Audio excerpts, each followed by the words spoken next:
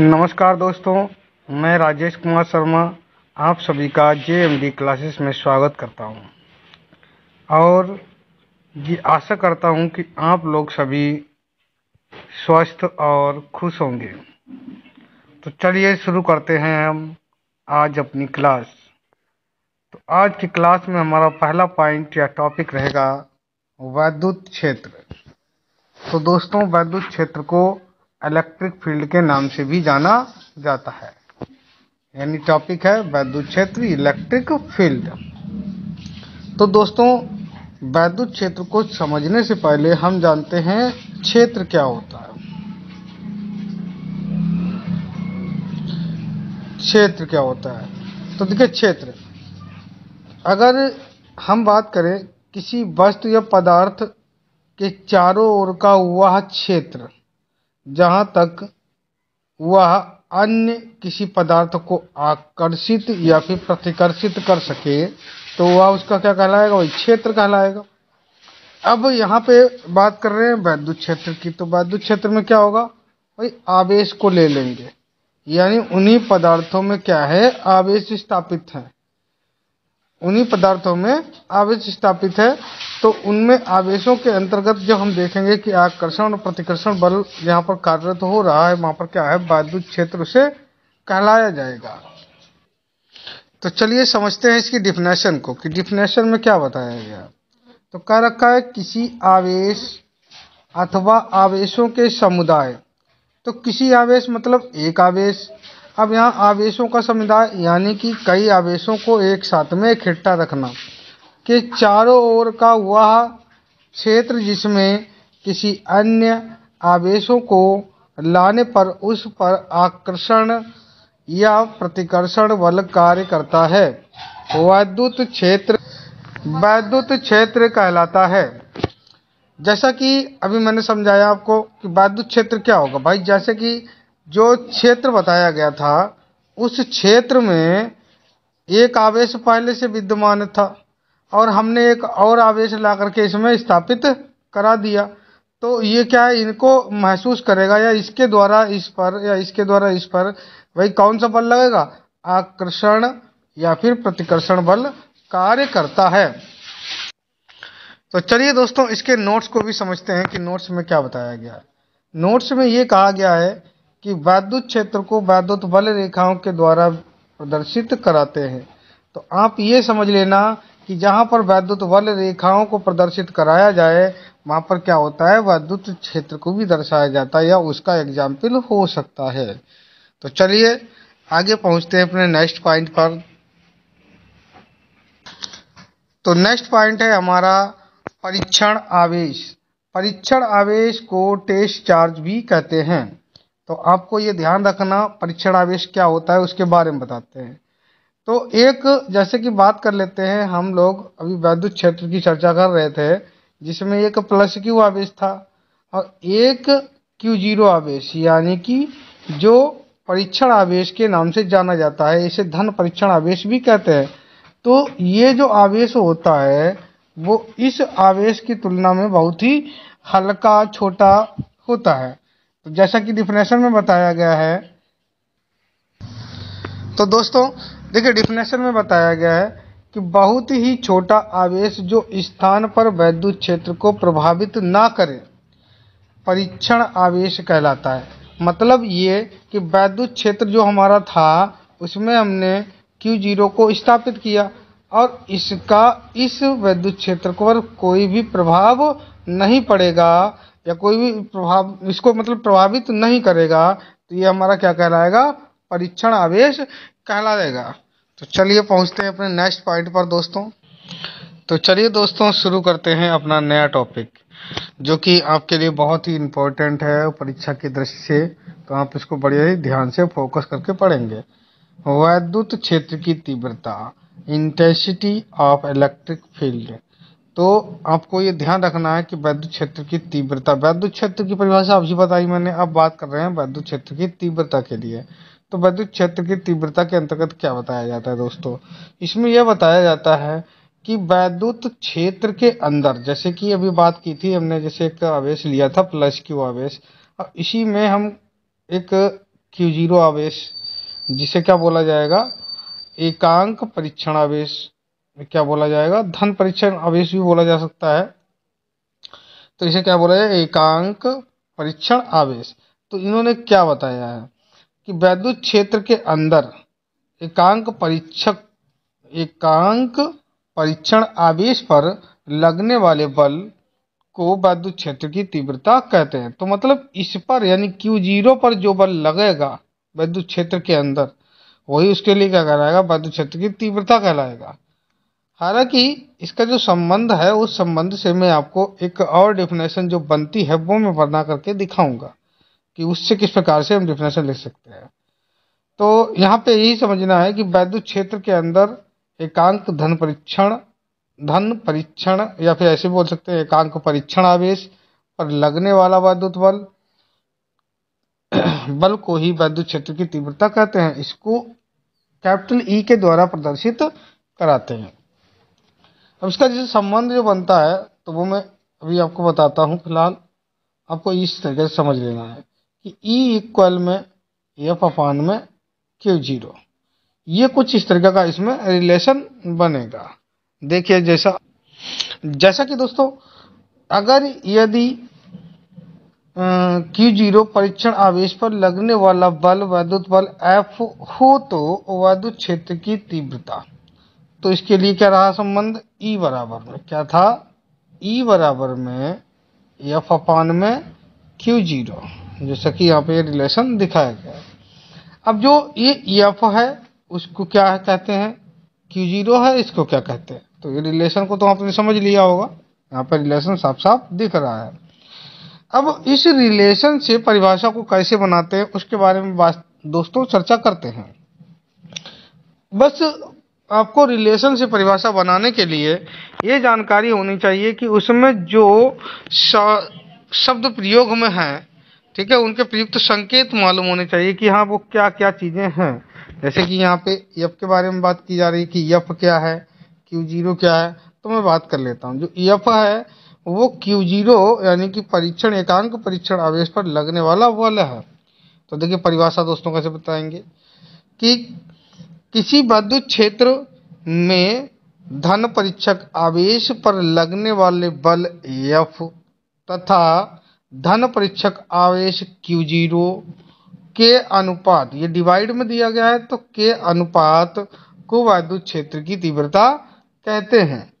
तो मेरे ख्याल से दोस्तों ये भी परिभाषा आपको समझ में आ गई होगी। हम दोनों को अनुपात को इस तरीके से, जैसे परिभाषा में ये शब्द क्या आया है, ये शब्द क्या आया, तो इन दोनों का प्रयोग करते हुए उनको अनुपात में बोलने का प्रयास करेंगे और वही क्या होगा, उसके लिए तीव्रता या फिर जो भी संबंध बनाना चाहते हैं उसके लिए बना सकते हैं। अगर बात कर लेते हैं दोस्तों इसके बीमा के बारे में और इसका मात्रक के बारे में, ठीक है, तो अभी इसकी चर्चा करते हैं। देखिए चलिए दोस्तों, तो दोस्तों बात करते हैं इसके मात्रक की। तो इसका मात्रक रहेगा हमारे पास में न्यूटन प्रति कूलम, क्योंकि और इसके अलावा यह हमें दे रखा है E इक्वल में V/d। तो आप यहाँ से इसका क्या निकालेंगे, मात्रक निकालेंगे। जैसे कि अभी रिलेशन पढ़ा था E बराबर में F अपान में Q0। तो दोस्तों आप लोगों को ज्ञात ही होगा कि जो ये F है वो क्या है, बल है। तो बल का मात्रक क्या होता है, N यानी न्यूटन। अब बात कर लेते हैं यहाँ आवेश है, आवेश का मात्रक क्या होता है, C यानी कि कूलम। तो ये क्या हो जाएगा, न्यूटन प्रति कूलम, जैसा कि दोस्तों यहाँ पे दर्शाया गया है। अगर बात कर लेते हैं दोस्तों ये कौन सी राशि है, तो राशि के बारे में यहाँ पे चर्चा है। तो ये राशि जो है वो हमारी कौन सी राशि है, सदिश राशि है। तो आपको ध्यान ये रखना है कि वैद्युत क्षेत्र की तीव्रता के बारे में, राशि के बारे में पूछे तो बताएंगे सदिश राशि है। अब बात कर लेते हैं बीमीय सूत्र की, बीमीय सूत्र किस प्रकार से निकलता है। तो यहाँ पे देखिए सॉल्विंग है, तो मैं आपको बताता हूँ। जैसे कि E का बीमीय सूत्र, E का बीमीय सूत्र, तो इसके लिए क्या करना है, यहाँ पे जो F है तो यहाँ पे बल की बीमा हो गई mL/10⁻⁻², गुरु कोष्टक में ये आपको स्थापित करनी है। उसके बाद में अपॉन में यानी बटे में दे रखा है Q0 है यानी एकांक परीक्षण आवेश, इसको क्या दे रखा है AT के रूप में।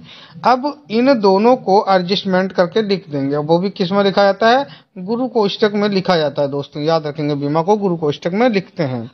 तो M पहले से ही स्थापित है।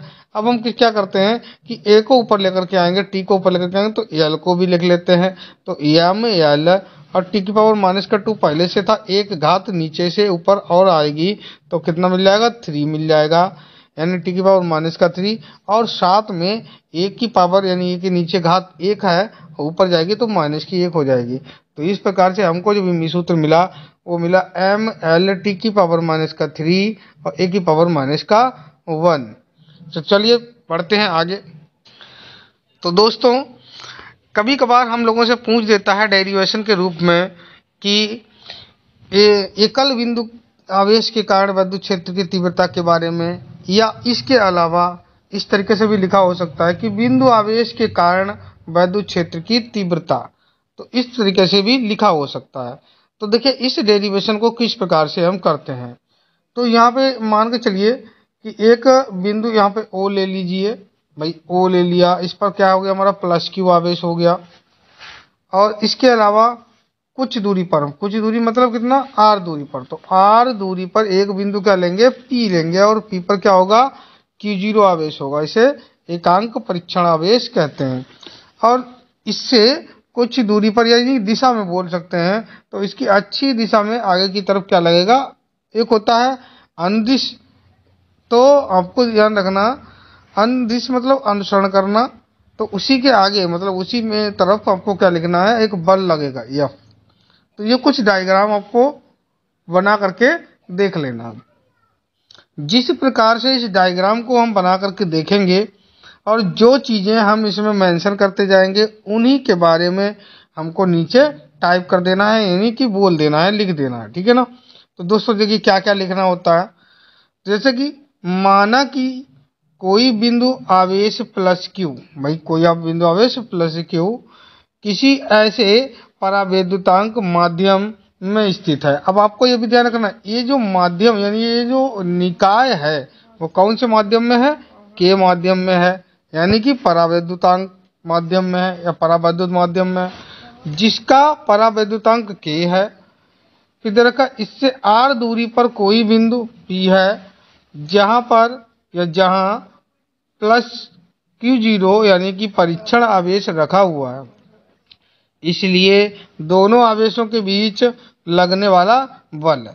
अब यहाँ पर हमें क्या ध्यान रखना है, जब बल के बारे में बात की जाती है तो बल के लिए बारे में जब हमारे पास में दो आवेश रहेंगे और दो आवेशों से रिलेटिव हमने अभी कौन सा नियम पढ़ा था, कूलाम का, कौन सा नियम, कूलाम का नियम पढ़ा था। तो दोस्तों आपको ध्यान है कि कूलाम के नियम का क्या संबंध था। तो चलिए बढ़ते हैं आगे। देखिए दोस्तों कूलाम के नियम के अंतर्गत, भाई कूलाम के नियम से तो F बराबर में क्या संबंध पड़ा था, F बराबर में 1/4πε0 के माध्यम दे रखा था Q1 Q2/R का स्क्वायर। तो ये था रिलेशन। अब इस रिलेशन को ले करके हमने जो निकाय स्थापित किया उस निकाय के लिए हम संबंध बनाएंगे। तो इस हिसाब से देखिए संबंध क्या बन सकता है, F इक्वल में 1/4πε0 के, अब यहाँ पे आवेश की बात मत की, भाई हमने आवेश लिया था Q +Q और साथ में क्या लिया है Q0 और बटे में क्या हो जाएगा, बटे में हो जाएगा R का स्क्वायर। तो ये कुछ इस तरीके का हमारा रिलेशन बनता है। तो चलिए दोस्तों समझते हैं इस रिलेशन को। देखिए दोस्तों इस रिलेशन को इस प्रकार से भी स्थापित किया गया, जैसे वहां पे मैंने समझा दिया, यहाँ पे किस तरीके से दिखाया गया, भाई F इक्वल में 1/4πε0 के Q0 अपॉन में R का स्क्वायर, ये रिलेशन बना।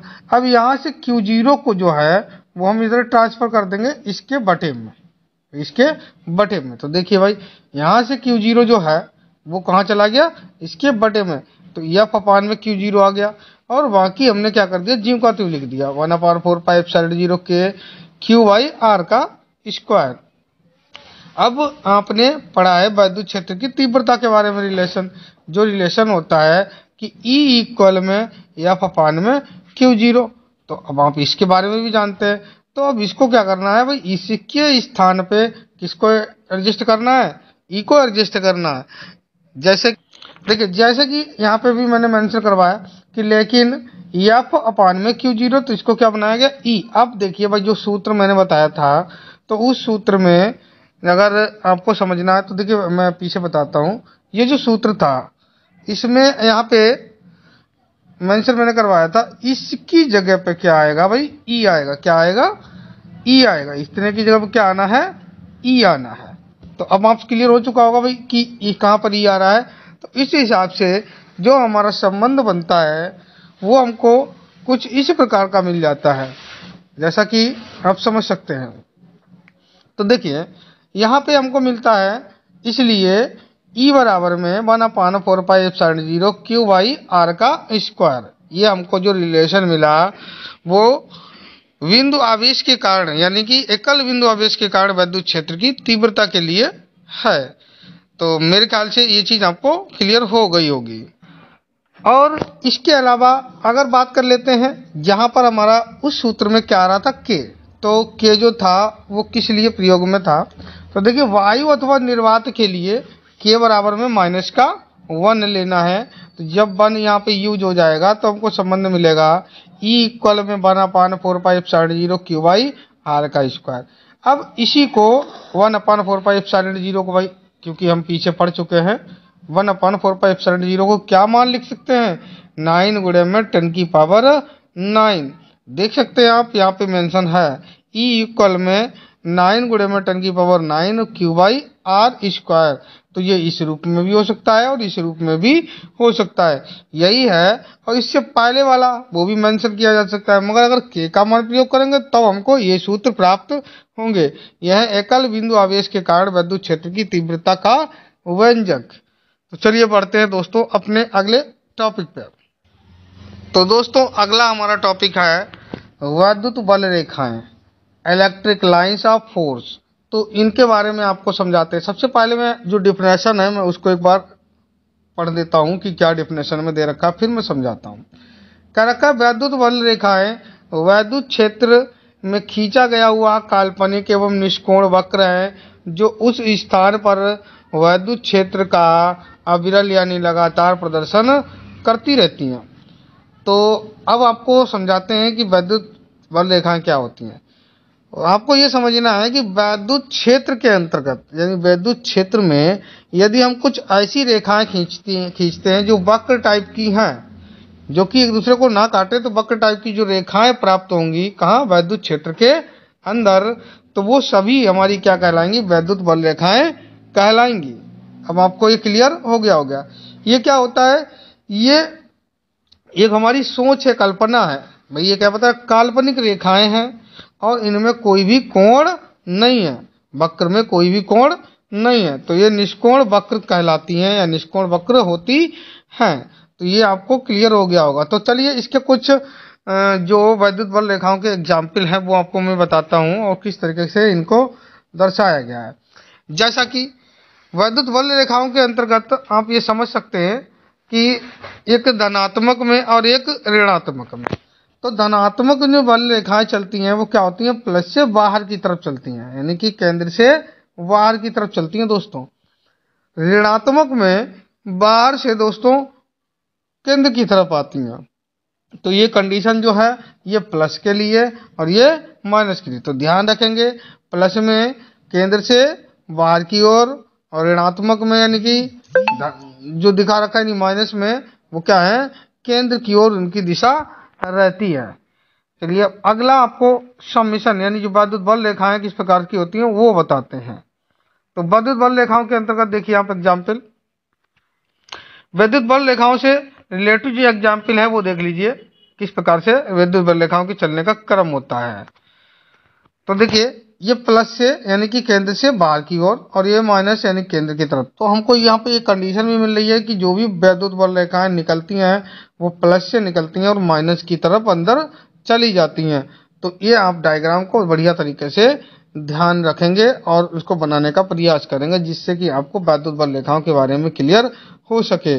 और मैंने बताया था कि जो वैद्युत बल रेखाएं हैं उनको वैद्युत क्षेत्र भी कहा जा सकता है, जैसे कि इनके द्वारा जितना भी क्षेत्र घेरा जा रहा है वो क्या हो गया, इनका वैद्युत क्षेत्र हो जाता है। इसके अलावा चलिए आगे बात कर लेते हैं। देखिए दोस्तों, अब आपको जो इसी में संबंधित है, जैसे कि मैंने अभी पढ़ाया आपको वैद्युत बल रेखाओं के बारे में। अब वैद्युत बल रेखाओं की प्रॉपर्टीज यानी जो गुण है वो क्या है, यानी कि वैद्युत बल रेखाओं के गुण, जिसमें बताया गया है कि properties of electric lines of force. तो देखिए क्या क्या मुख्य गुण होते हैं इनके, उनको आकर के समझते हैं। तो सबसे पहले तो आपने समझ लिया कि वैद्युत बल रेखाएं क्या होती हैं। तो वैद्युत बल रेखाएं काल्पनिक निष्कोण वक्र रेखाएं होती हैं जो एक दूसरे को कभी भी काटती नहीं है। तो वो क्या कहलाती है, हमारी वैद्युत बल रेखाएं कहलाती हैं। इस तरीके से भी एग्जाम्पल मतलब परिभाषा को बता सकते हैं। देखिए प्रॉपर्टीज क्या होती है। पहले नंबर की जो प्रॉपर्टीज है उसमें बताया गया है कि वैद्युत बल रेखाएं धनावेश से निकलकर वक्र बनाती हुई ऋणावेश पर जाकर समाप्त हो जाती हैं। तो आपको मैंने डायग्राम से ये स्पष्ट करवाया कि जो वैद्युत बल रेखाएं होती हैं वो प्लस से निकलती हैं और माइनस में प्रवाहित या माइनस में जाकर के समाप्त हो जाती हैं। तो एक तो ये पहला आपके लिए रूल नंबर 1 हो गया, या गुण या प्रॉपर्टीज के अंतर्गत ले सकते हैं। दूसरा नंबर देखिए, दो वैद्युत बल रेखाएं कभी एक दूसरे को नहीं काटती। देखिए दोस्तों, अभी मैं कई बार चर्चा कर चुका हूं कि ये वैद्युत जो बल रेखाएं होती है यानी कि जो वक्र होते हैं वो एक दूसरे को कभी नहीं काटते। अगर ये काटेंगी तो कटान बिंदु पर दो स्पर्श रेखाएं होंगी। अब देखिए बात ये भी कंडीशन है, अगर धोखे से या कहीं से भी कंडीशन से ये एक दूसरे को काट भी देती हैं तो वहां से क्या हो जाएंगी, डबल स्पर्श रेखाएं हो जाएंगी। अर्थात वैद्युत बल रेखाओं की दो दिशाएं होंगी जो कि असंभव है। देखिए मेन कारण क्या बताएगा, मेन कारण यही है कि ये पहली बात तो कभी भी किसी को एक दूसरे को मतलब काटेंगी ही नहीं। अगर ये काटती हैं तो ये वैद्युत बल रेखाओं के अंतर्गत नहीं आएंगी। अब बात कर लेते हैं आगे के बारे में। देखिए नेक्स्ट पॉइंट जो दिया गया है वो है वैद्युत बल रेखाओं का पास पास होना प्रबल वैद्युत क्षेत्र को तथा। तो ये आपको ध्यान रखना है कि अगर ये वैद्युत बल रेखाएं पास पास होंगी तो क्या होगा, प्रबल वैद्युत क्षेत्र होगा। और यदि वैद्युत बल रेखाएं दूर दूर होना तो ये क्या है, दुर्बल वैद्युत बल रेखाओं को, यानी कि अगर ये रेखाएं दूर दूर होती हैं तो दुर्बल वैद्युत क्षेत्र को, और यहाँ पर ये क्या है, प्रबल वैद्युत क्षेत्र को प्रदर्शित कराती हैं या करती हैं। तो मेरे ख्याल से इनके प्रॉपर्टीज यानी गुण भी आपको समझ में आ गए होंगे। अगर यदि आप लोगों को कहीं पे भी किसी भी प्रकार का डाउट है तो वो आप कमेंट बॉक्स में हम लोगों को जरूर पूछें, ठीक है। आपकी समस्या का समाधान किया जाएगा। अगर यदि आपको वीडियो पसंद आया है तो चैनल को लाइक, सब्सक्राइब और दोस्तों में शेयर अवश्य करें ताकि अन्य बच्चों को भी इसका लाभ मिल सके। धन्यवाद।